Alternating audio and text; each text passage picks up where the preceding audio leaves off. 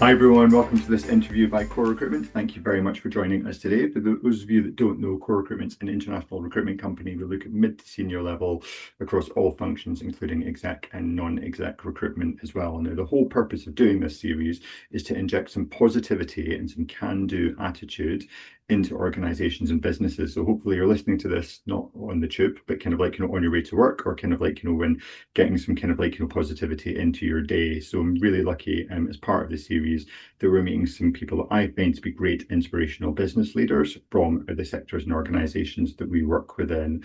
All of the interviews that we do are all listed on www.corerecruitment.com. So if you want to watch any of the other ones, they're all there.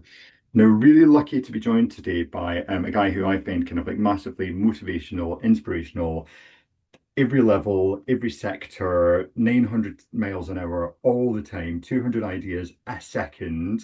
Simon Mitchell, how are you? I'm very good, thank you. Pleased to be Excellent. here. It's lovely to have you here as well. The hair is looking very slick. You look awesome. The filters are all working for you, Simon. It's a good look, right? There's no filters. Everyone's been commenting on my hair this week, so something's going right. Literally every day. I love that for you. So, in case anyone lives down a black hole or has not been to Seven Dials Market, could you please tell us a little bit about Kerb and what you guys do? Very brief overview. Yeah, sure. Kerb started as a membership organisation for the best street food vendors in London. We've kind of pivoted several times over the years. As you said, I think we're most famous for running Seven Dials Market in Covent Garden. But we now run several food halls around the world. We have an events catering business. So we cater corporate events at venues like the Natural History Museum, Somerset House, and nightclubs like Drum Sheds and Ministry of Sound. And we also work in sports stadia. So we work with Compass Group and have a lot of fan zones at sports stadia like Tottenham Hotspur, Aston Villa, Birmingham City, etc. So quite a varied and complicated business. But at our heart, we are supporting independent food businesses to thrive. We give them a platform in various different guises. I mean, would it just be too simple for you to run a high street branded restaurant business that sold pizza? Would you just be bored? I would never ever do that. Because Yeah, with you guys, it's bars, it's restaurants, it's pop-ups, it's festivals, it's like anything to all people, like, right? That's got to be yeah, difficult to develop a business model, right? yeah. I think it is quite a confusing business model, but the beauty of Kerb is that we are privately owned, and we can do whatever we want, and we've decided to do the things that excite us, rather than cookie cutter approach of rolling out one thing that works either around London or around the UK. We like to do things differently. So we always said we'd never do another Seven Dials Market. We do have another flagship food hall in Berlin, but it's very different if you go there to Seven Dials Market. And yeah, we like to do things that make us happy, that we think people will like, and ultimately are good for our members as well. Absolutely. I mean, and I've got to say, it's in the Sony Center in Berlin, and it's absolutely stunning. So if you're in Berlin, you have to go along. So that kind of like, basis for your success then, do you think it is all of that diversity in the business, or what do you think makes Kerb such a successful business?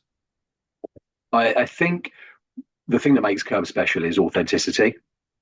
So we have never kind of veered from our purpose of supporting independent food businesses. Everything we do is through the lens of, is this going to be good for our members? So you talk about cookie cutter, about a pizza restaurant and rolling it out. We don't work with chains. We don't work with people that have significant, say, private equity investment. They're just looking to use Curb as a platform to grow. We want to support genuine independent businesses, and we've been on record. When businesses are at Seven Dials and they get really successful and they have 5 or 6 outlets, is usually the time where we move them on, because we want to create that space for another smaller business to have that spotlight on them to enable them to grow. And that kind of fuels our ecosystem and keeps it fresh and exciting. So I think authenticity is key, and just, not being under pressure to do what someone else wants us to do. That we have the freedom to do what we want to do, what we think will be good for our members and what will be fun for us. Absolutely. So not that the business wasn't complicated enough in terms of just the UK side of things. Like, you guys obviously opened in Berlin, there's Yeah. Copenhagen, there's Oakland. I'm sure there's kind of like other bits and bobs kind of like around the world as well. That London DNA, that Seven Dials market is so incredibly special. It's such a unique kind of like ecosystem, I guess, for lack of a kind of like a better phrase. How do you take that, pick it up, and put it in Copenhagen or kind of like the other international markets that you've done? How do you instill that culture? I think we try and replicate exactly that, our ecosystem. So wherever we go, whichever city we go to, we try and, you know, first of all, we find the best local independent businesses. We try and find a space that is interesting and a bit different. You know, we're not one for going into, you know, new builds or shopping centres. The site in Berlin was a former IMAX cinema that was gutted by the landlord, and if you go there, it's very different to Seven Dials, which is an old Victorian warehouse. This is like Blade Runner-esque. It's very futuristic. It's very modern. There's lots of glass. So looking for interesting buildings and then really kind of getting into the DNA of that city and finding the best local vendors. That's what makes those places thrive. You know, in one of our food halls in San Francisco, we found a really, really cool independent burger trading out of a gazebo in a tap room in Oakland. We put them into the food hall, and within 12 months, they're voted in the top 10 burgers in the whole of America.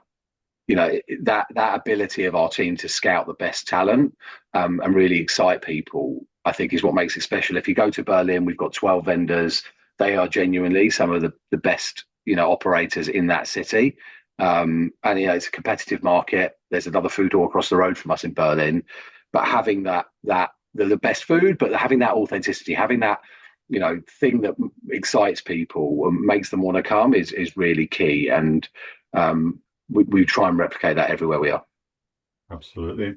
Now, very recently, last this year, in fact, you launched Kerb Social Club, which I think Yes. is reinvigorating Spitalfields market in London, kind of like through its nighttime trade. If you ever get a chance to pop in and have a look, my favorite room at Kerb Socials Club is definitely the grandstand, available for hire all the time. It's a phenomenal space, phenomenal venue, phenomenal concept.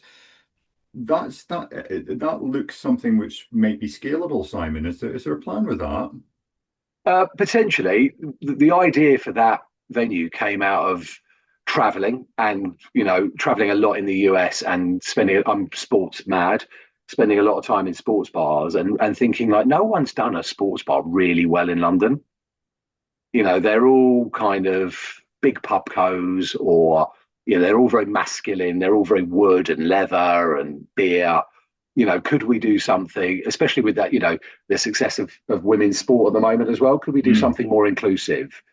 So if you go to Kerb Social Club, it's pink and it's turquoise and there's amazing cocktails. There's great beer too, you know, but we try to be a little bit different. And then it was kind of, can we tap into that kind of social gaming wave that's, you know, going nuts? So let's put some interactive dartboards in, let's have some pool tables. And then it kind of moved on a little bit to, you know, my background is in events.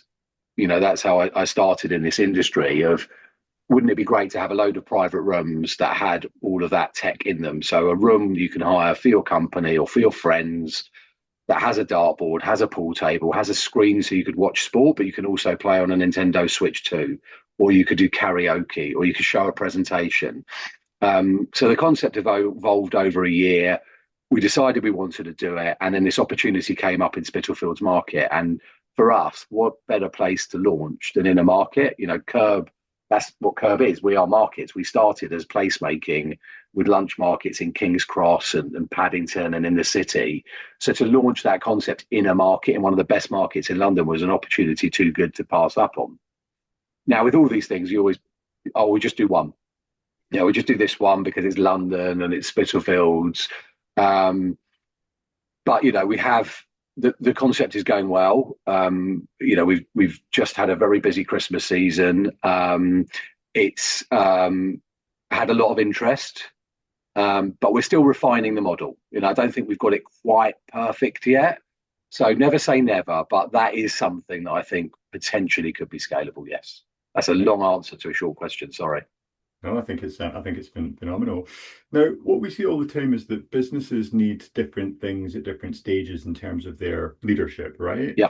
And you guys, I mean, obviously your background is kind of like events and events businesses and sales and that kind of side of things. And then suddenly you're in Kerb and then you're doing the events business and then there's the National Theatre and then there's this and that and then there's all the global business and all of that kind of stuff. Just from kind of a personal perspective, how have you managed to kind of upskill yourself through those different parts of the business? And what are the major lessons that you've learned over the past 5 years, say, Simon? I'd say probably haven't upskilled myself. What I've done is like genuinely brought in good people for the bits that need a specific skill. My job is to be the leader. And when I joined Kerb, I always had an idea of how I wanted to lead. And my job is to motivate the team to be the salesman, and to have kind of the vision and strategy. But the day-to-day operations of the business, we've kind of backfilled as we've grown. Mm. So, it was general managers when we started operating fixed sites that knew how to operate a fixed site. We're running huge bars.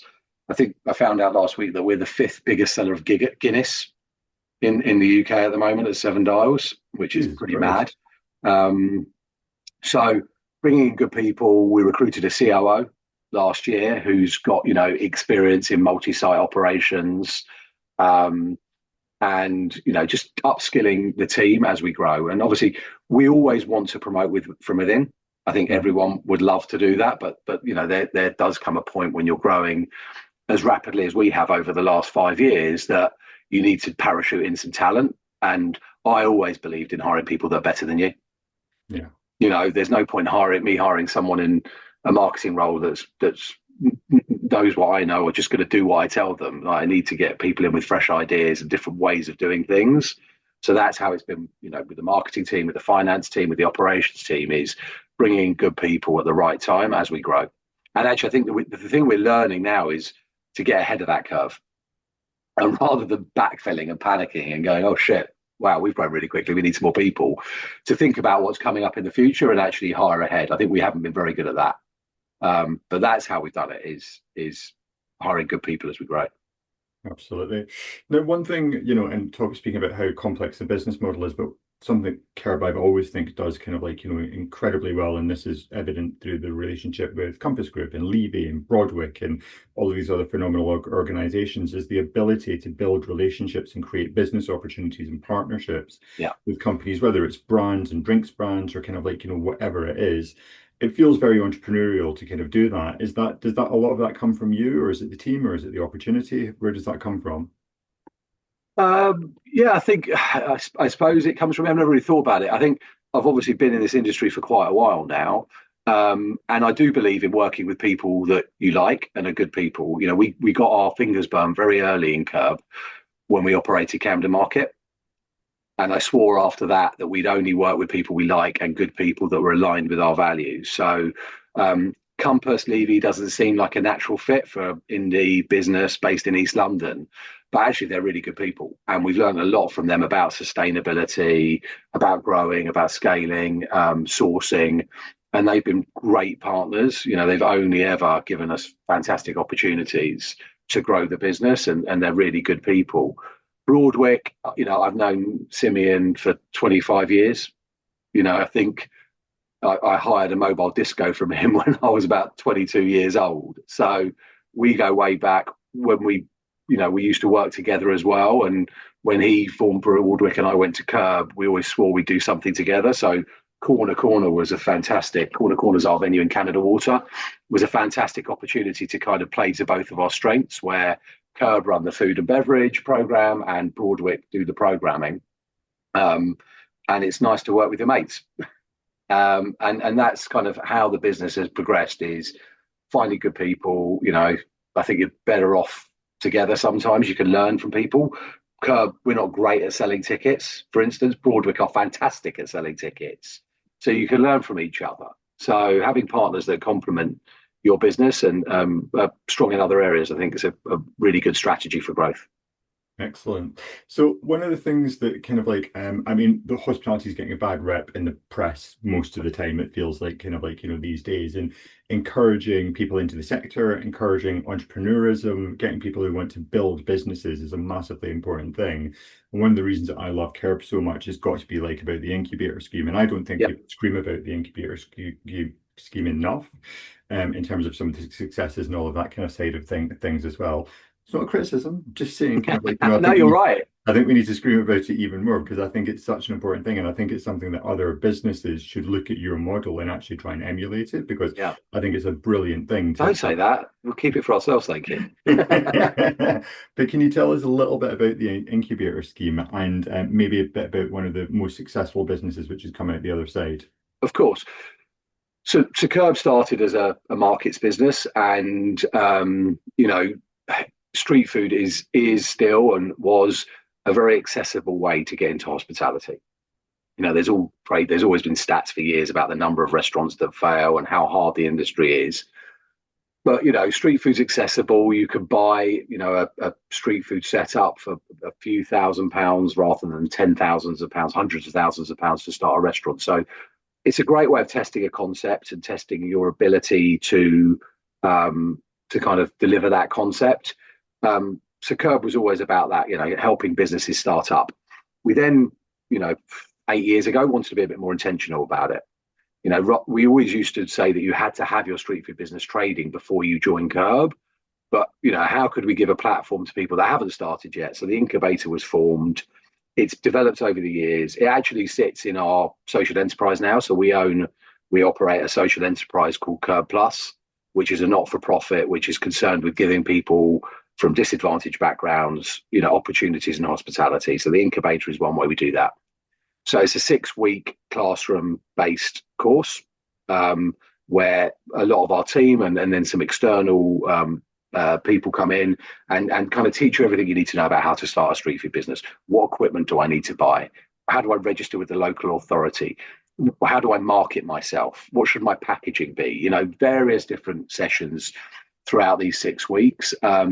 And at the end of the 6 weeks, the idea is that someone's in place to start trading, and then they will trade for at least 6 weeks on one of our markets at lunchtime to kind of get proof of concept for their business. And we will mentor them through that process. We'll support them. We'll have teams to, help them with speed of service, delivery, presentation, all those things. We run that currently at Cowcross Yards in Farringdon. There's kind of 2 versions of the incubator we'll be running next year. One is for people that have been referred to us by our network of charity partners.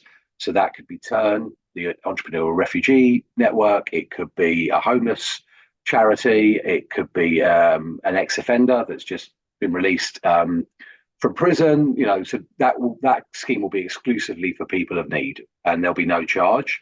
And then we're running a second incubator later in the year, which will be for those that have got the means to do it, and they will pay.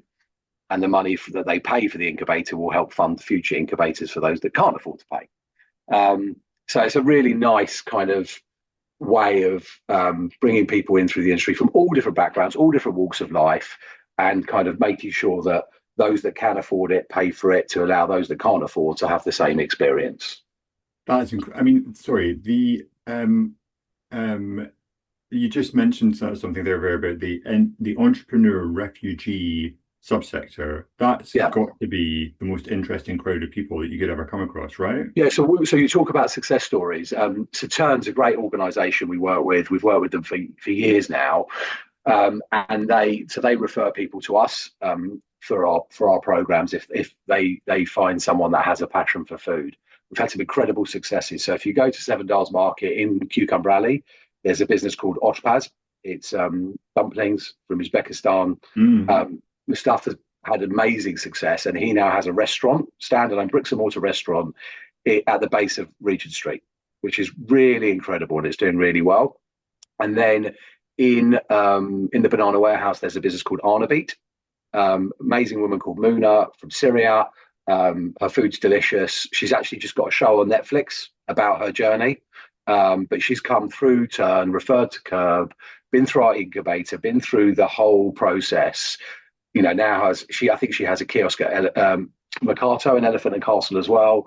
Seven Dials Market, really successful business, amazing woman. And she's now giving back. So she's now mentoring the next batch of incubators. So there's a lady called Hind who used to work for Muna, who started her own business, and Muna's mentoring her. So it's amazing how it works and the success stories that have been through that program over the years, and something we're incredibly proud of. And you're right, we don't talk about it enough.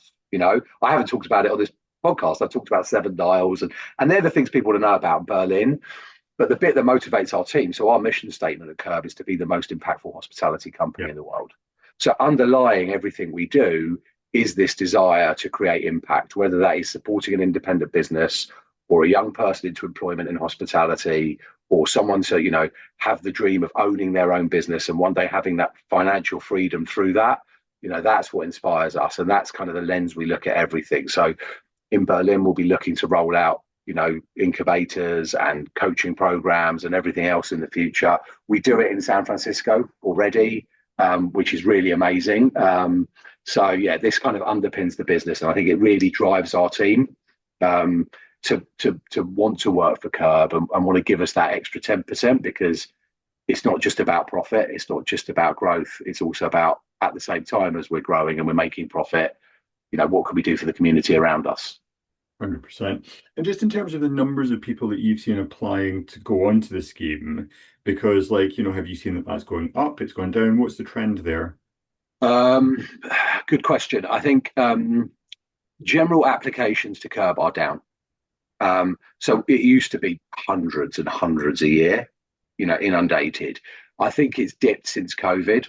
I think, as you said, there's a lot of negativity around hospitality. It is hard, you know, even for a business like us, that's been going for a while and is a sustainable business. We got absolutely screwed like everyone else by the national insurance rise last year. Yesterday, we're calculating the cost of the increase in London living wage and the knock-on cost 2 tiers above that. We're a London living wage employer. We want to be that, but it's getting harder and harder to justify that, and make money at the same time. We're going to get absolutely screwed from the last budget with business rates, at our fixed sites. So I think it's a really hard time, if I'm being honest, to start a business in hospitality. But again, street food, trading on a market, a lot of our vendors trade with their friends and family. You don't have any business rates. You don't have those things to worry about. But applications have certainly dipped. I think the other reason is there's a lot, I started at Kerb 10 years ago now. There's a lot more accessible opportunities for small independent businesses than there were 10 years ago through things like food halls. How many food halls were there 10 years ago in London? Barely any. Now there's, I don't know what the stat is. There's 20. There feels like there's another one opening every week at the moment. So there's a lot more opportunity for people to go straight into a food hall or, a kind of fixed market, something like that, rather than trading on the street. And trading on the streets is hard. Yes, we have had a nice summer this year, but we had our charity day recently at the Gherkin, and I volunteered in one of the kiosks. And I found myself holding the gazebo down with one hand whilst trying to take money with the other. We actually had to close the market after an hour because the weather was so bad. And I felt absolutely sick for the vendor I was helping, because they've prepped all this food, they've got their staff, the guy's got to pay his staff. I think we'd taken about 100 quid by the time we had to close. So he's losing money that day. It's a hard business, it's a hard graft. But our job is to make that journey from an idea to a successful business as seamless and as risk-free as possible. That's where we see ourselves in the world of hospitality. How can we give you the best chance of succeeding as a hospitality business whilst at the same time minimizing that risk? And we don't always get it right. Our vendors don't always get it right, but that's what we're striving to do. So there are less applications. There are still lots, and there are still people wanting to come through. We're finding brilliant new businesses for all of our sites all the time. Really interesting. Our business has grown in the Midlands quite quickly in the last 2 years. We found some incredible businesses in the Midlands, and giving them the opportunity now to do corporate events and sporting events has been amazing. Really trying to accelerate their businesses, but there were some brilliant businesses there that we just weren't aware of that we found. Excellent. Sticking with that entrepreneurship theme for just kind of like a minute, because I don't think a lot of people notice, Simon, because literally if they cut you in half, it would say Kerb. And you are the business, I mean, I think everybody within the organization and external to the organization kind of feels that, but you didn't found the business. No. You came into the business afterwards. Now, we know the story about Petra and all of that kind of stuff. We won't spend too much time dwelling on that. But when you've taken something that somebody else started and you've changed it into your vision, tell us a bit about that process and kind of anything that you would remark to others about it. I think I think it's been a really interesting journey. As I said, it's been 10 years now. I think I've changed Kerb, but I think Kerb's also changed me. So, I was, when I joined Kerb 10 years ago, a lot younger, a lot less grey, but also very corporate. I was a salesman. I was very corporate. I went into Kerb like a bit of a bull in a china shop. And Kerb, was a team of 8 people, and they didn't really have an office, and they were all in it for the purpose, rather than the business. Yeah. Now, my remit was to commercialize Kerb. Kerb wasn't really, I mean, it was profitable, but it wasn't really a commercial entity at that time. It existed as a platform for street food vendors. My job was to take what Petra had built and make it into a commercially viable business and scale it. That was the brief. So that's what I was asked to do. I, over time, have bought more and more into the purpose and the value and everything. So I think kind of my corporate vision and Kerb's social impact vision at some point have merged into one. And I've given them that, that energy to grow and scale and that kind of desire to do more. And I think Kerb's given me a bit of a perspective on there's no point doing that unless you're giving something back and you feel good about it at the same time. So yeah, it's been an amazing journey, obviously with COVID in the middle of it as well. But from joining a business that had 3 lunch markets with gazebos, around London at lunchtime to Camden Market, Seven Dials Market, to everything we do now has been absolutely incredible. But the vision has always stayed the same. It is about impact. It's about purpose. It's about supporting our members and using that as the platform for growth. Absolutely. So Simon, when you're thinking about kind of like the business leaders, either that you've worked with or people external to the organization who you just aspire to, who do you think about and why? I think different people for different things. So I think like true hospitality, I think someone like Jeremy King, Yeah. who built an amazing group of restaurants. Yeah. But everything I've read and seen about him, about being front of house, about leading from the front, about being present and not being in a boardroom but being on site, I think I've taken a lot from that, and I spend a lot of time out and about rather than sitting in an office. So I'm going to Seven Dials this afternoon, for instance. So I think him from that perspective. I think I've met a few great entrepreneurs over the years. Been very fortunate to have different people kind of help and mentor me. I've talked about him a bit recently, but there's a guy called Richard Hilton who founded Gymbox, who also founded Fair Game. Oh, he's done a stormer with that, hasn't he? Yeah, who has become a mate and also a bit of an unofficial mentor. Yeah, so I think I look at different people for different things. The one funny thing about Kerb is no one's ever done what we've done before. There's not like a playbook you can copy. It's not like we're trying to scale a restaurant brand or even a food hall brand, because our business is so diverse. There's not one thing you can look at to be like, that's what we want to be. We are really, plotting our own journey and making it up as we go along, because no one's done it before. So that's kind of exciting as well, that there is no blueprint. There is no one to follow. I look at inspirational leaders a lot for inspiration for myself, but in terms of business and whatever else, you take a little bit from everyone, I think. Absolutely. And all the global travel, because these are events, these are late nights, these Yeah. are bars, you're in the business, you're out and about all the time. Yeah. Leading a business is never going to be the easiest thing in the world to do. How do you take care of yourself and how do you keep yourself in the right headspace? So this is something I've learned over the years. I'm very good at switching off. I've got 2 young boys, 6 and 11, and I'm very good that when I am at home, I'm off. Yeah. Like you say, everyone in hospitality works a lot of evenings. More recently, I try not to work weekends. Yeah. I try and be at home for my kids at the weekend because I'm not around much in the week. I just try and be really present for them when I'm at home. That's the best way of switching off. And recently I've got into exercising at the ripe old age of 47. I thought it was finally time to join a gym. Because again, I think, finding your way to switch off is really important. So obviously with the kids, you do switch off, you don't have a choice, it's hectic, but having some time for yourself.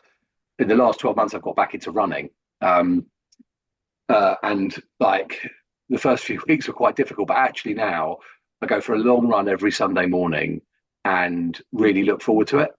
Nice. To get out of the house, have a couple of hours just with your thoughts or A your couple of music. hours. Yeah. How far are you running, mate? Well, I'm running half marathons. I think that's the distance. Wow. Yeah. I'm impressed. I'm very Thanks, mate. impressed. Yeah, it's amazing. Jesus Christ. I did A say I was couple of quick. hours. It's like 5K. It takes me 2 hours. No, I get it. I get it. That's really good.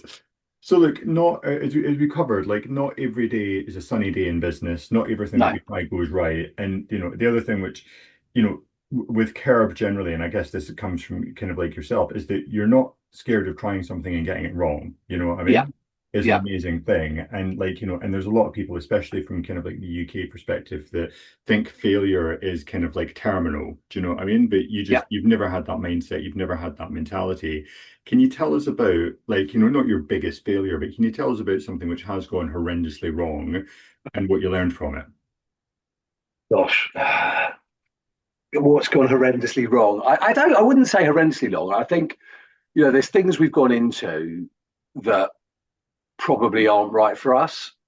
Um, so something that's turned out incredible, but was a real journey was the National Theatre contract. Hmm.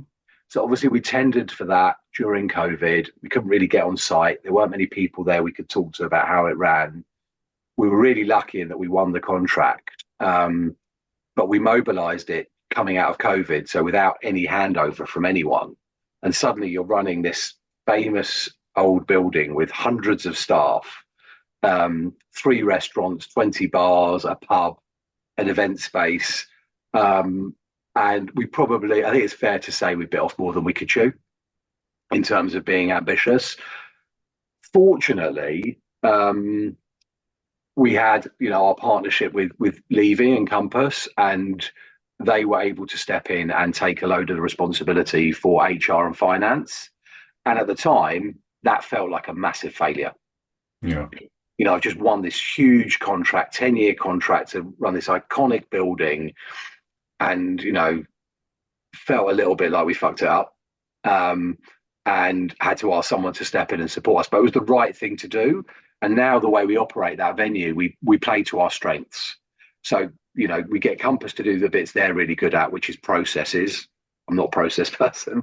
So they run the HR function, the finance function, procurement. We curate the F&B. We make sure that the restaurants, are the best they could be. We've got Forza there and Lasden. That in the pub, we've got the rotating lineup of 3 Kerb members. That the beers in the understudy represent, independent London. The team are bought into our vision. So that's what we do. We lean into our strengths. But that was probably the biggest challenge we've had in recent times is mobilising that contract. Wow. Thanks for being so candid about that. That's brilliant. The consumer landscape is constantly changing. I mean, everyone's talking about kind of like what the younger consumer wants and what the older consumer, blah, blah, blah, blah, blah, disposable income levels and all that kind of stuff constantly changing. What have you seen recently in terms of trends across the business, especially given the business is so diverse? I think like people go, I think a positive thing and a negative thing. So a positive thing is I really feel since COVID, people are being more careful with their money and therefore want to spend it intentionally. So I think the reason you had Jamie's Italian fail, and I know it's starting again, is that people didn't want that cookie cutter chain. They didn't want to go to the 100th of the same thing that's not made with any love. It's just a rollout and it's all about margin. I think people started to see through that and wanted to go and spend their money on a meal that is made by someone that cares about it and is made Yeah. with passion and love, and therefore, independence, I think, are being sought out.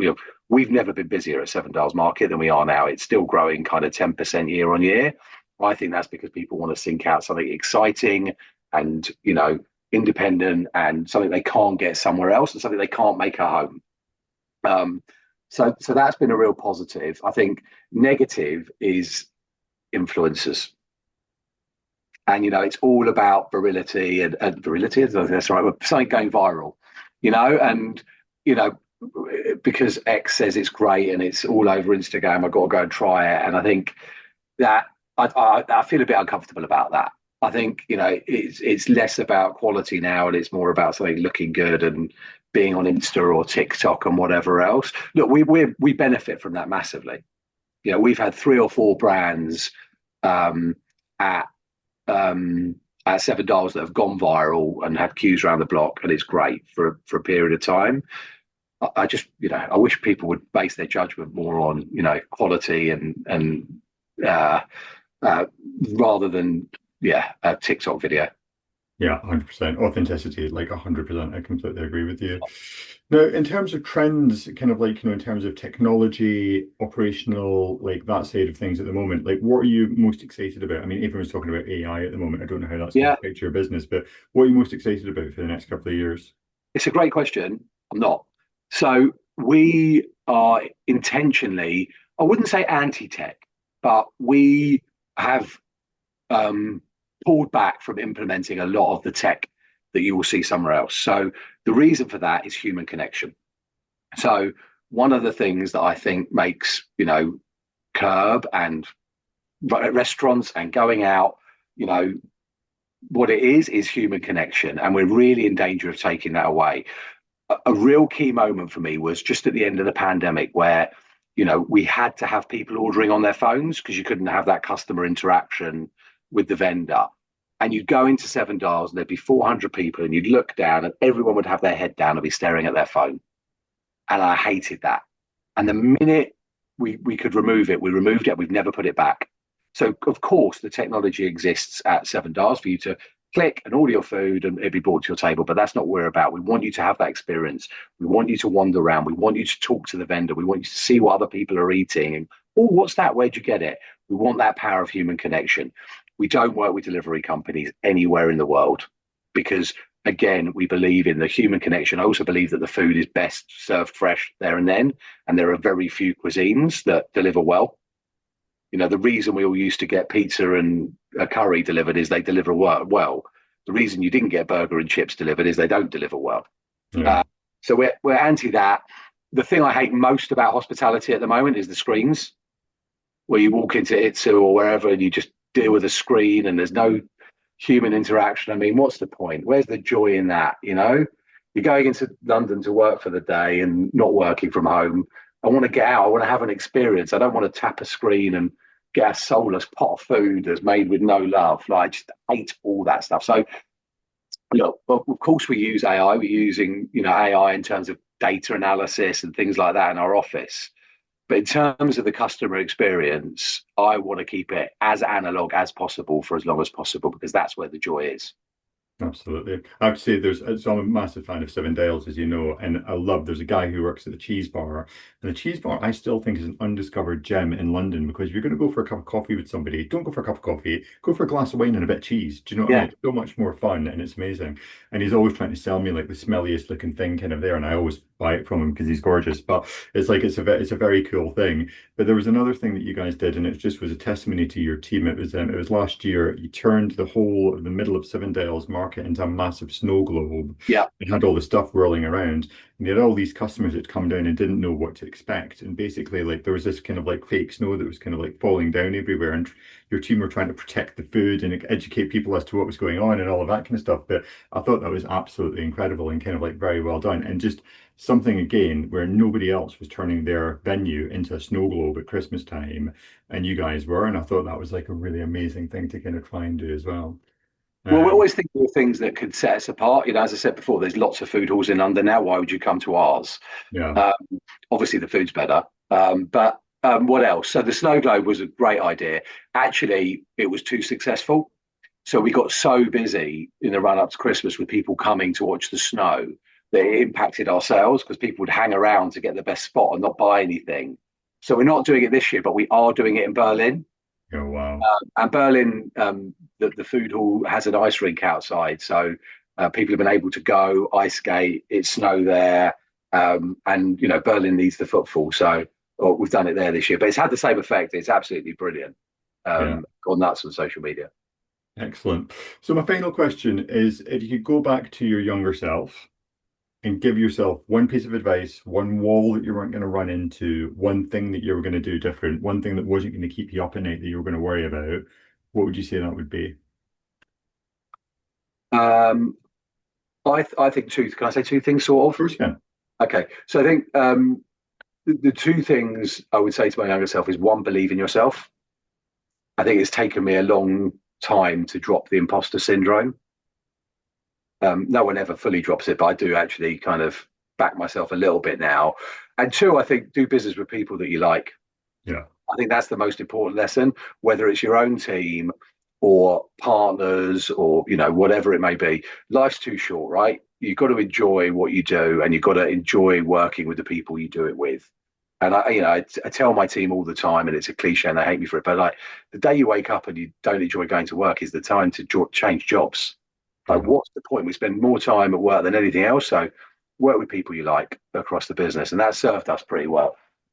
Excellent. Simon, I think that's a really good note to finish the chat. Thank you so much for having a good conversation with me. I know that you guys have got lots of interesting stuff coming up in the UK, kind of like, this year. So we'll keep a weather eye for that. And if you've not been, Berlin, Kerb Social Club, and go and check out the cheese bar at Seven Dials Market because it's absolutely phenomenal. Thanks, Krishnan.